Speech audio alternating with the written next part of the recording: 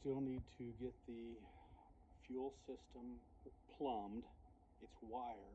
All the wiring has been completed. We are managing to communicate. I see a change here in your throttle position sensor. You see it's currently 0 there next to your battery. That's 11.6, a little low.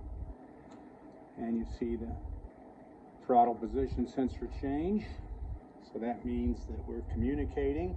It did kick the electric fuel pump on, it cycled it, which is all it does. So we're getting really close.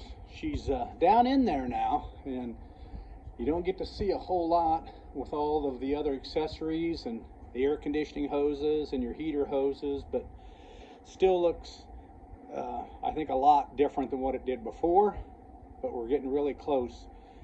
Things go well this evening, and tomorrow morning we should be in a position where we make some noise, and that'll be on about 1.5 feet of exhaust, so it's going to be extremely loud, but that's going to be enough that we can get it on the trailer and get it to the exhaust shop scheduled next week. So everything's looking right on schedule.